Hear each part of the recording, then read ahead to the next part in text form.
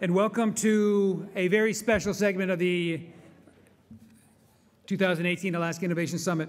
And this is the State Committee on Research opportunity to induct new members into the Hall of Fame. We're really pleased that this is an activity that happens here at the Innovation Summit.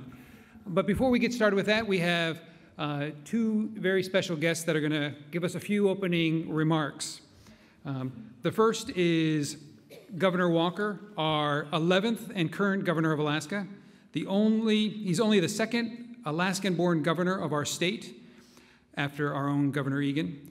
He was born in Fairbanks and raised in Delta Junction in Valdez. He was elected to serve the state of Alaska as governor in 2014, prior to which he had built a legal practice that focused on municipal oil and gas law.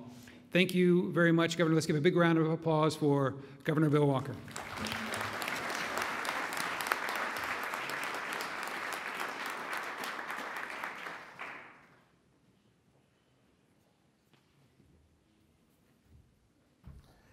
Thank you, Chris. It's great to be back here again. I think I missed a couple, but what a great event you put on every year here, the Innovation Summit. I think that's phenomenal.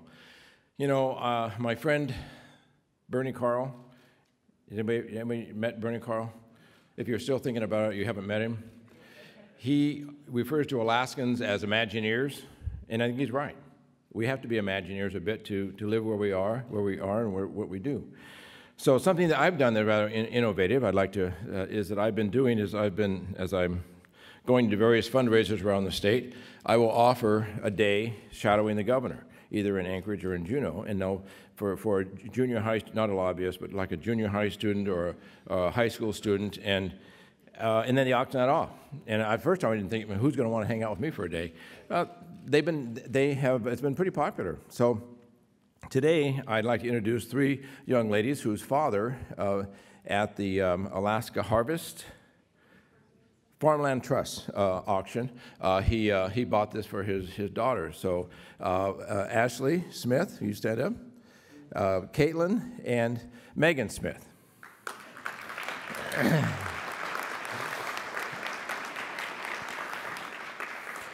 So, you know, they sat in today. We interviewed for filling House seat 38. They sit on those interviews. Afterwards, we looked to them and said, "Who do you think?" And I don't make all my decisions that way, but they participated in the discussion. They gave some really good points about each of the ones that we had interviewed.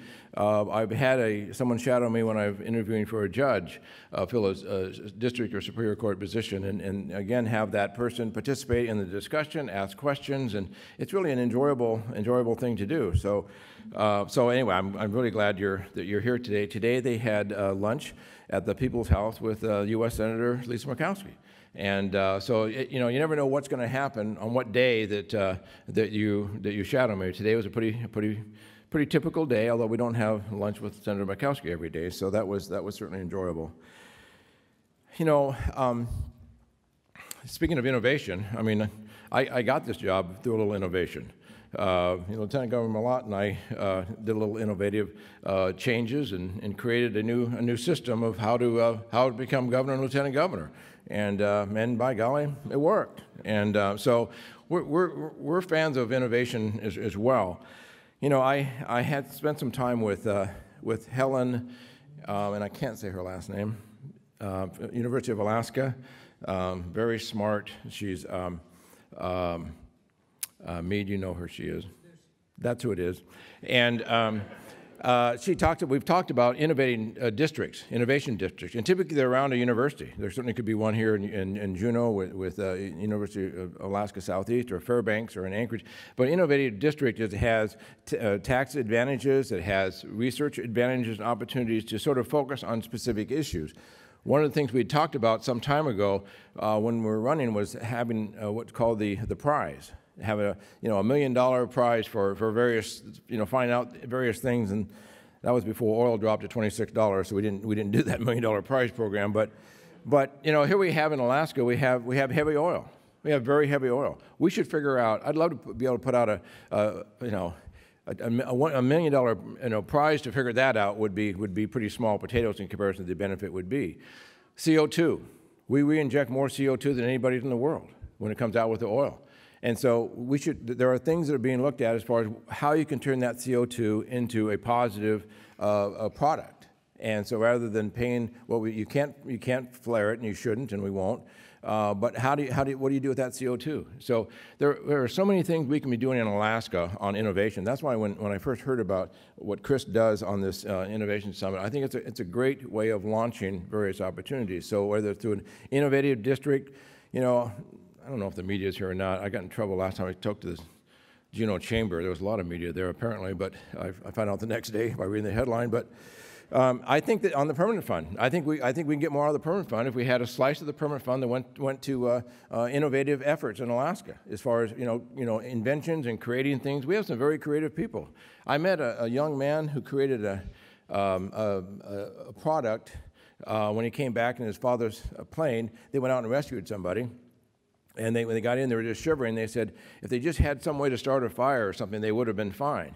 This young man, he was 15 when I met him. He invented a little pocket knife size, something you put on your belt, and it does everything. And it's amazing all this little contraption does. And now he's got a website. Now he's selling them. It's all because he saw a need in Alaska and he filled it. And so we have more opportunities on being in innovations in Alaska. We have financial wherewithal, and I think we ought to be putting a slice of some of our revenues on the dividend into a program that accelerates and rewards innovative efforts in Alaska. How do we get the heavy oil? What more can we do with in seafood? The couple that here in Juneau that started making kelp salsa. How many have had kelp salsa? It's awesome. It's really good. It's really good.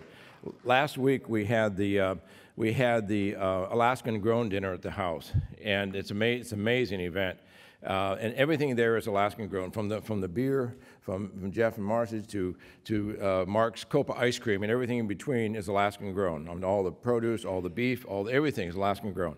And we had the head of Safeway was here, and he'd been here before, about a year ago, and he met with me, and we talked about things that they could be doing in their store. We talked about the flour being grown in Delta.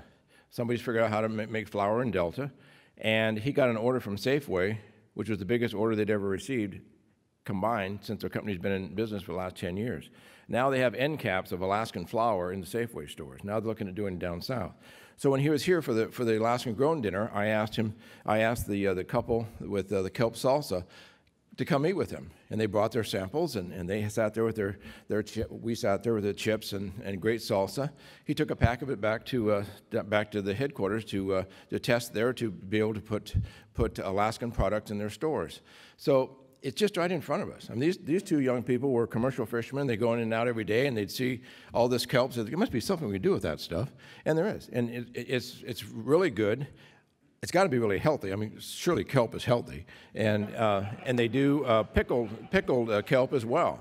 So it's just endless what we can do. They sell it to the cruise ships. When the people come off the cruise ship, they got their little kiosk down there to sell the kelp salsa and whatnot. So it's just unlimited. It's really limited only by our imagination as far as the things that we can do in this state and things that are being done in this state. So I'm very excited about what you're doing, about what is done, the way you bring together the creativeness that's here in this room today. And I discovered that I didn't have my glasses on. I thought it said I was to speak for 35 minutes. It's 3 to 5 minutes, apparently, when I put my glasses on. So I'm not going to go to the 35-minute speech. I'll just give you the 3 to 5. But anyway, I really appreciate what you do. Congratulations to the inductees of the Innovative Hall of Fame. Thank you very much for what you've done.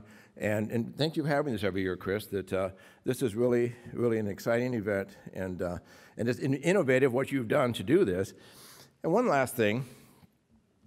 About 3 weeks ago, 4 weeks ago maybe, on a Friday, they said somebody wanted to come see me and didn't have an appointment, and I said, well, that's fine. And they said something about Valdez, and okay, that's all right. That's the password. You can get to talk about Valdez. So these three guys came in, and they were kind of bushy-haired, big beards, flannel shirts and a tie, and like had never been worn before, I didn't think. And one of them had a big long knife, which my security person pulled off of him as he went by, and apparently you can't carry a long knife into my office. And so I said, well, what do you guys do? They said, well, we're from Seattle. We have a tech company there, a marketing tech company, and have about 220 employees. And so we're looking at doing something in Alaska. We went to Valdez, bought some land out by Robe Lake, and they build these little cabins. And if you Google geeks in the woods, you'll find these people, because that's what they're doing. They're taking their people and putting these guys right here. Oh, geez. Well, see, our bushy haired and good. Hey, you shaved though. You shaved, whatnot. I was so impressed with what they. Thank you. I was so impressed with what you had to say and how you talked about Juneau. How you talked about, fast forward, Valdez wasn't the right place, but they did something in Valdez. That got them in the door. That was good. But what they're going to do in Juneau, and they talked about the quality of life in Juneau versus in Seattle. And I'm picking on Governor Inslee on Washington, but you're right. We do have much better quality of life up here than in Seattle. And so I was very impressed by that. And listening to have somebody else, showing me a poll about how misunderstood Alaska is by so many people, and the fact that we are closer, Juneau is closer to Seattle than Los Angeles is to Seattle, and so you have to commute a long ways out of Seattle in order to have the quality of life you have by opening the door in Juneau. So that's what so impressed me with what you had to say. So thank you. I know you're looking at space here, you're looking at buying a building, leasing a building, doing something, whatever you're going to do. Thank you. But that's the next wave of opportunity, that wave of technology coming north. That's why we need the connectivity. That's why when I look at the Quintillion project, that's exciting because we're being plugged in. We need to get Alaska plugged in. 3D printing. We should be printing stuff, right, making stuff rather than shipping stuff in at the high cost. So anyway, I thank you that have you moved here now? No, not yet? Okay, all right. Well, you better do that. I'll add that to my story when you do. So anyway, thank you very much for an opportunity to say a few words, and thanks for what you do. It's really the creativeness that you do that's going to help. We need to continue to diversify our economy, and we will through your help every day. So thank you very much. God bless Alaska. Thank you.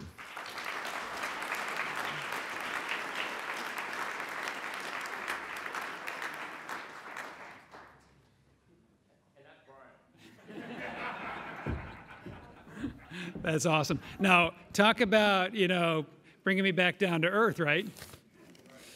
Exactly. Just when I thought, no. Thank you, Governor. Excellent. And Governor, I actually have known each other for a few years. Clearly, we need to spend more time together. So thank you for those wonderful remarks. And it's great that you guys got to hear the story directly, right, from the governor. It's now my pleasure to introduce Senator Lisa Murkowski. She's the first Alaska-born senator and only the 6th United States senator to serve the state. Senator Makowski is a third-generation Alaskan born in Ketchikan and raised in towns across our state, Wrangell, Juneau, Fairbanks, and Anchorage. Since joining the United States Senate in 2002, Senator Makowski has been a strong advocate for Alaska on the Arctic Caucus, energy, healthcare, education, military affairs, infrastructure development, and of course, and the all-important appropriations. So please join me in welcoming Senator Lisa Murkowski.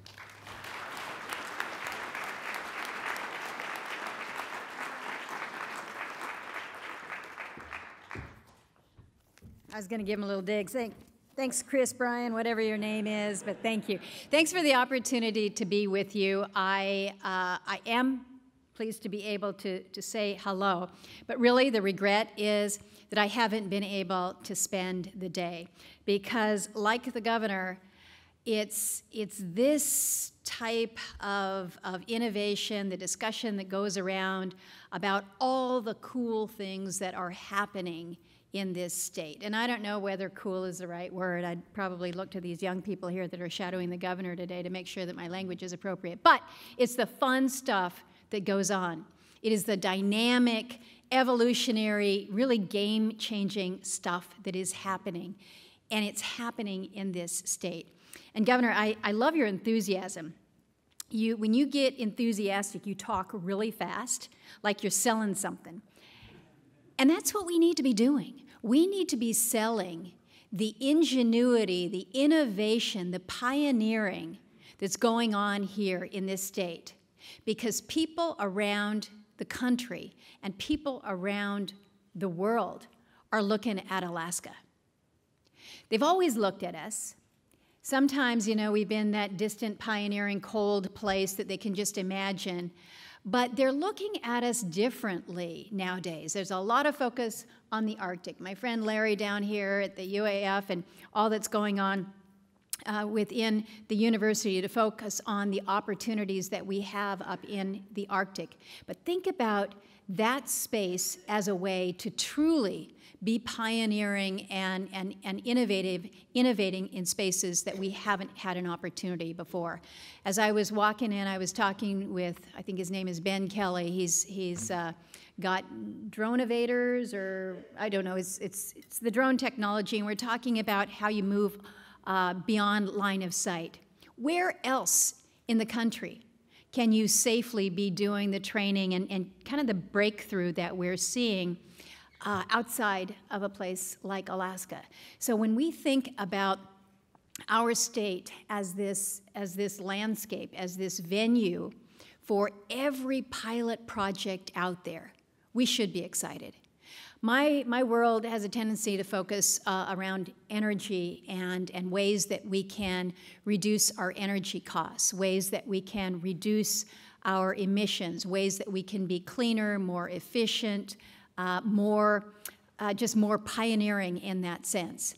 And I tell you, you know, when you come from a state where you have some of the highest energy costs, when your cost to move things around is higher than anywhere else in the country, if you can make things pencil out here, they can pencil out just about anywhere else.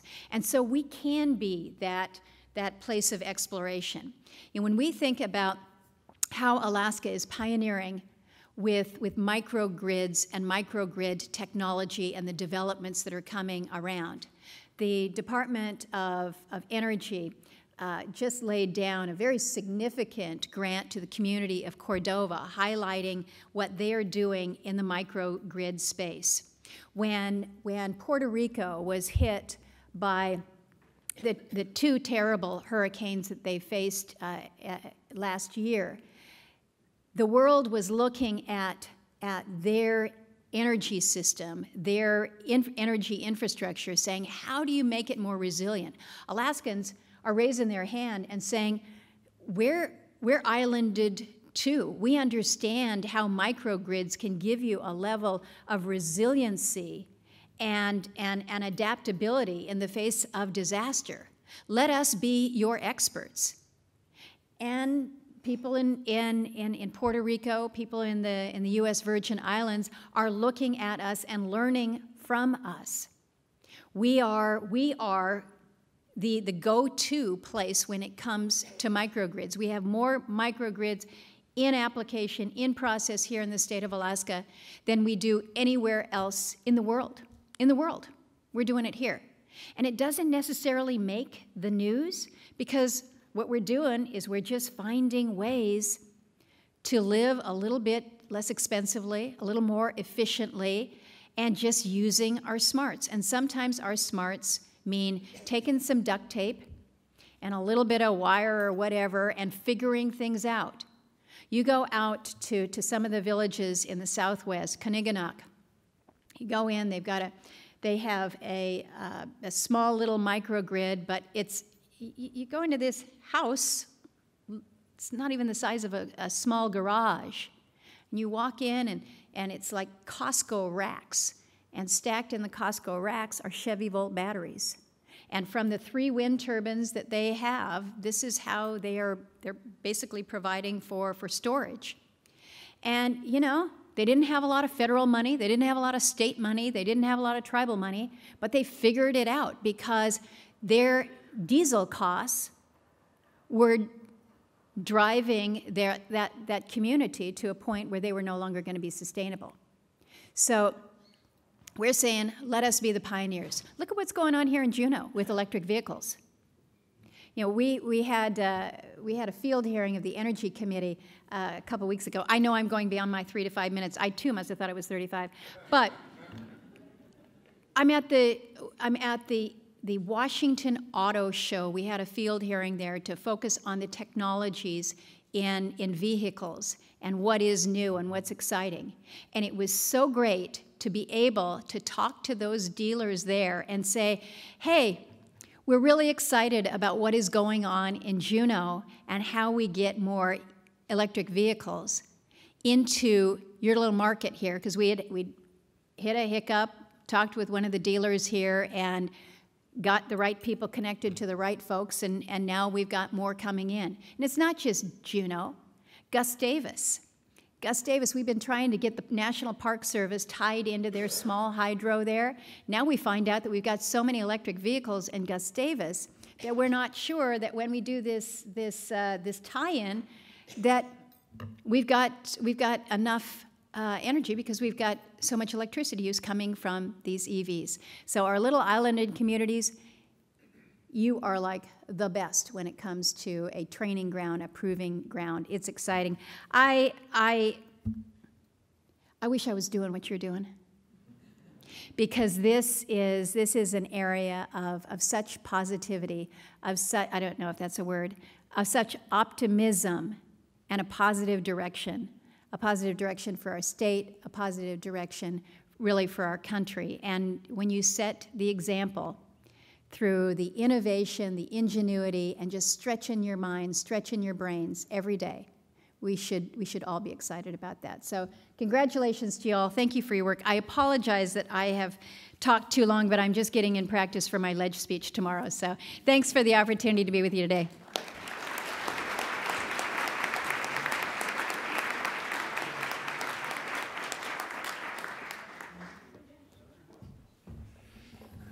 Thank you very much, Governor and Senator. They both have commitments, so they may not be able to stay with us the entire time. So with that, we'd like to turn it over to our formal ceremony. Dr. Larry Hinsman is the UAF Chancellor for Research and is the co-chair of the State Committee on Research. Larry. Thank you very much, Ryan. And I will be brief, I promise. So I want to first start out by thanking the Juneau and the Juneau Economic Development Corporation for allowing us to host the annual Hall of Fame for our innovators. I think the optimism in this room is just palpable. I think we all agree and understand that we can't cut our way out of this economy. We really do need to grow and innovate. And the inspiring words from Governor Walker and Senator Murkowski really drive that home.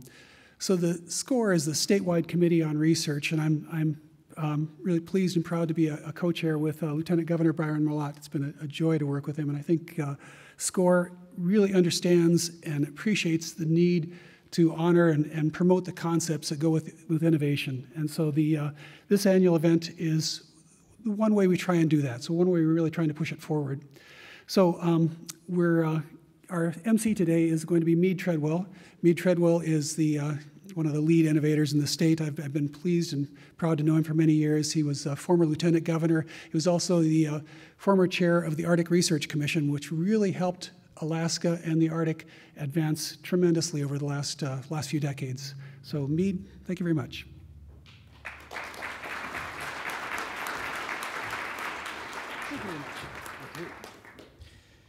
Well, we have a perfectly good, in fact, a wonderful lieutenant governor who is co-chair of the State Committee on Research. And Byron, thank you very much for your service on that, as well as to the whole committee for continuing this exercise. Because I'm just going to tell you, we sat down a few years ago at a program that is created at the University of Alaska, basically because when it comes to research dollars per capita, we don't have the Harvard Medical School. We don't have the Stanford Linear Accelerator. We don't have these, New Mexico somehow figures out how to suck up a lot of research money, but we don't have that. And so there's a program, there's a program for the university that says, we're going to help you grow your capacity for research, but you got to go write a statewide research plan. And we said in that statewide research plan, let's make sure that we are doing research for the planet and we have absolute leadership in climate change research. Senator, I know that you rely on it and that the committees rely on it and the governments rely on it as part of negotiations. We've got tremendous research on fisheries. We have the Dean of the School of Fisheries here, but we have one of the most productive fisheries in the world because of the research that we do at the University of Alaska. But we also looked at what does research mean to helping to grow, develop, diversify your economy. And we realized that, there's nothing we do in Alaska, whether it's drilling a hole, digging a hole, cutting a tree, showing tourists melting ice, that is not a knowledge-based industry as our drivers.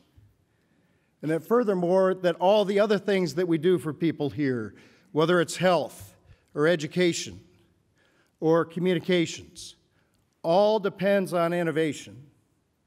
And we said to ourselves, Alaskans don't think of themselves as innovative, but we really are. And let's remember that scene from The Wizard of Oz where they gave the Cowardly Lion a medal for courage and said, now you got courage. And the fact is that we decided that we're going to try to select a subset of the great innovators in Alaska over a period of years, create the Innovation Hall of Fame, and help Alaskans understand that great innovation does start here. And some of the very cool things have started in time immemorial. This will be the first official recognition of an invention where we cannot name the inventor because it's been done time immemorial. But you figure what people have lived here in a country that's known for cold, dark, and distance, we've had to innovate every day. And so, Byron, I'd like to invite you up here with me as I read the citations for the recipients today. And if you'd like to say a word or two to get started, that's fine. But let me just say first, our first recipient is not here today, and her name is Dr. Kelly Drew. I got to know Kelly a little bit when I was Lieutenant Governor, but if you have a chance to go visit the hibernation lab at the University of Alaska Fairbanks, I recommend it. The little critters that they bring out of the freezer, take them out of hibernation in your hands, pretty amazing. But what we've learned about hibernation is going to change medicine worldwide. And Kelly discovered receptors that regulate the onset of hibernation, and she now builds on that knowledge to pursue a medical solution for human victims of stroke, cardiac arrest, and spinal cord injury. She's developing compositions and methods to induce these people into a hibernation-like state to ward off negative effects of the injury and minimize permanent damage until proper and complete medical service is available. We're particularly proud of Kelly because she did her undergraduate work at the University of Alaska Fairbanks, has actually done graduate work and postdoc work around the world, but as a pharmacologist, does a tremendous contribution to research as a chemist and professor in chemistry, biochemistry at the Institute of Arctic Biology. So ladies and gentlemen, let's have a round of applause for Dr. Kelly Drew.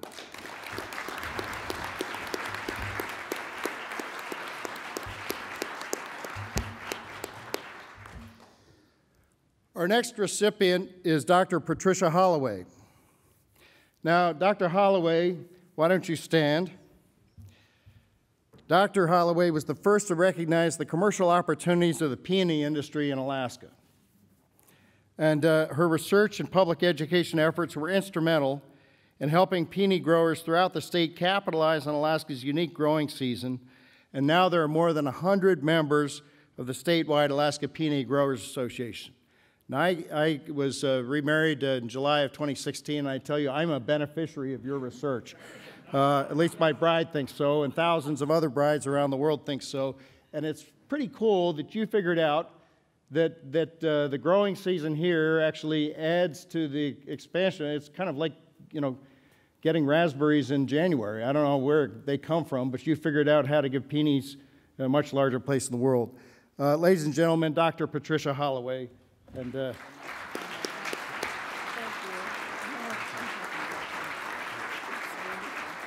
you. Thank you very much. This is a great honor. I have to tell you, I never thought of myself as an innovator of anything. And so to be given this honor, it's like, oh my gosh, what's an innovator? Well, I sort of found out by the presentation that was earlier today. Franz gave all these great stories, and he was talking about these crazy connections with things. Okay, now here's a crazy connection. Fresh-cut peonies and Alaska. I have a good story, so if anybody wants to hear it, I'll tell you. Thank you so much for this honor.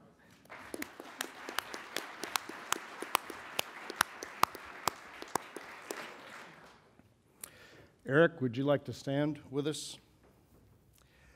Our next recipient is Mr. Eric Swanson, who is a co-inventor of optical coherence tomography and has advanced the field through numerous theoretical, experimental, translational, and industrial contributions.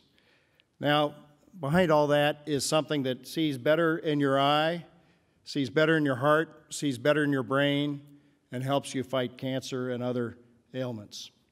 And it's it's a tremendous honor, I think, for Alaskans that a former Alaskan is an inventor here, but that's not all, folks.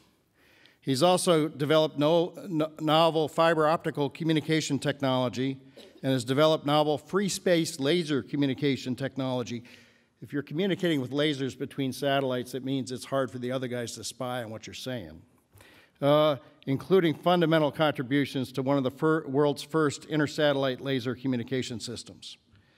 Eric now lives in Massachusetts, but he's a former Alaskan and conducted some of the research here, and we're very proud to call you one of our own.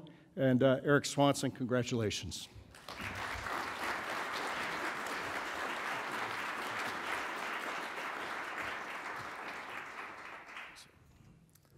It's a tremendous honor to receive this award. I feel very humble, and because of the previous winners and inductees and the present, my colleagues here on stage. And I would like to thank the State Committee on Research for their selection, and I would like to thank all my mentors and teachers from over the years and that continue to today that have provided inspiration and guidance in my career. Thank you very much.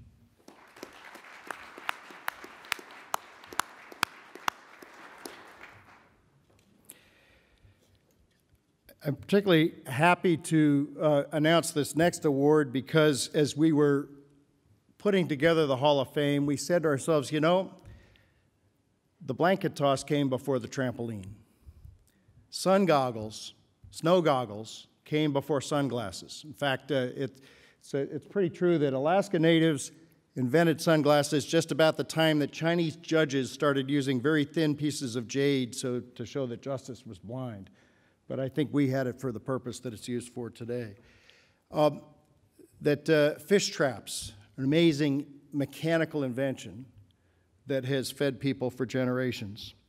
And so we've decided at the State Committee on Research, and I'd like to recognize Brian Holst and John Bittner. John, are you here today? John was here earlier. The three of us were on the selection committee this year, and John was our chair, and thank you for all of you for all your work.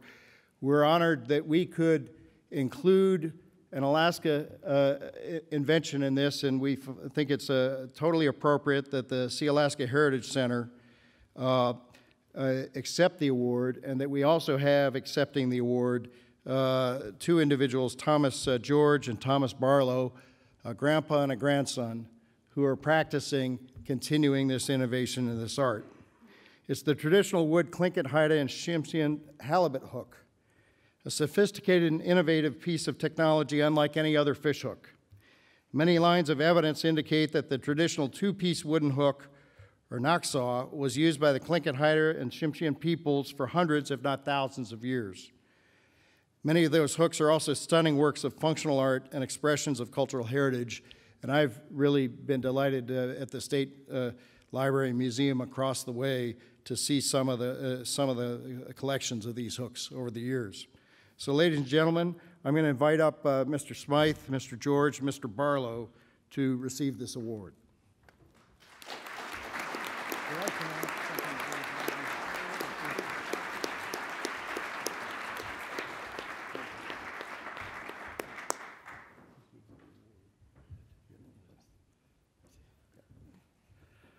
Alaska Heritage Institute would like to thank the State Committee on Research and the Juneau Economic Development Council for recognizing this unique and very useful and efficient piece of technology that's been around for maybe a few thousand years. We don't really know. And accepting the award on behalf of the Tlingit, Haida, and Tsimshian people of Alaska are two practitioners of this. We have grandfather Tom George, who has been very generous in passing on his knowledge not only to his family, to his grandson here, but to many people in the community and to us to be here to accept the award on behalf of the Tlingit, Haida, and Tsimshian people.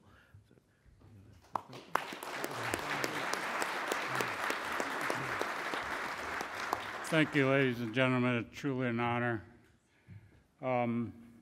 I've been trying to get help to keep this part of our heritage alive for years or decades, and I got a good story. I promise it'll be shorter than Governor Walker's. So, but it was back in the late 70s, early 80s. I invited retired Sergeant Wallstad. Now, back then, he was a field officer in wildlife protection. But I invited him along to a certain location to seize my fishing gear and write me a citation. Well, when we got to that location, there he was, drifting right where I wanted to set, exactly where I told him I'd be. And we deployed one set of hooks, and while we're tying up a couple more hooks, he swings around, has his shore hook out the boat, and he's trying to hook it, and my buoys go underwater. And we looked at it, whoa, I think we just got a fish on, and we were laughing at him. He thought we were tugging on the line. We weren't. We were still baiting up a couple more hooks, and popped up like 50 feet farther down away, so he swung around, and we're watching him. Again, it goes underwater, so we're just rolling around the bottom of the boat laughing at him, and I told my partner, I says, come on, it's going that direction. It shallows up about 100, 150 yards down there. We'll go there and wait for it. So we're drifting around. We never did deploy another set of hooks, so we're just waiting for this to pop back up, and sure enough, 20 feet away, it popped up. And we grabbed a hold of it, and the battle was on. Well, he just drifted beside us, watching us, and we rolled in two big halibut, both about 175, 180 pounds, and we were done fishing. We had more than enough to eat. We fed half of the town with the fish we got. But he pulls in beside us, and he goes, even though you're breaking the law, he said it was a really great honor to see, or maybe just even a privilege to see that particular type of fishing actually done. He said he thought they were just for wall hanging. He says, you go ahead and fish them any way you want, Tommy. He says, I'm not going to bother you. I said, come on, write the citation. And my partner kicked me, knock it off. But we never did deploy another hook, and we had enough with just the one set. But I've been trying to get help to keep this part of our heritage alive. I even went to Representative Albert Kukash numerous times, and I got the brush off. Needless to say, he doesn't have my vote on the next election, but we been working with Sea Alaska, and it's been a lot of fun. And we've got a lot of information documented, right from the wood grains to carving the hooks to getting baiting them, tying rocks, the buoy lines, buoys, everything. So the people, they were telling me that they're gonna burn a DVD for K through 12 to distribute to the schools. That I got to see. My main goal, I've always told them, is I would like to see this part of our heritage kept alive. And in order to do that, I think our indigenous people need to be able to go out and fish these hooks without the need of a license, permit, or IFQ, so that that part of our heritage does not die. And when Wallstad was out there, I didn't have a license. Yeah, I was ready for a fight. But he didn't want it. But again, thanks a lot. It's truly an honor.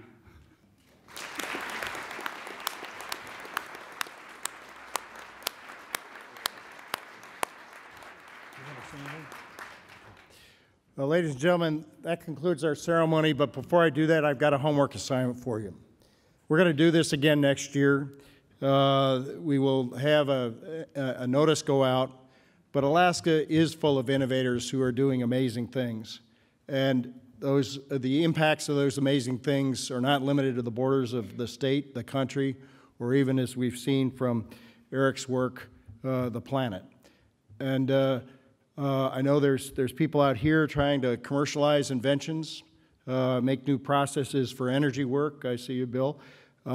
There is innovation, and let's use this Hall of Fame to grow more. If Keegan Randall can get a gold medal in her 5th Olympics, so can any of you. Thank you very much, and ladies and gentlemen, have a great day.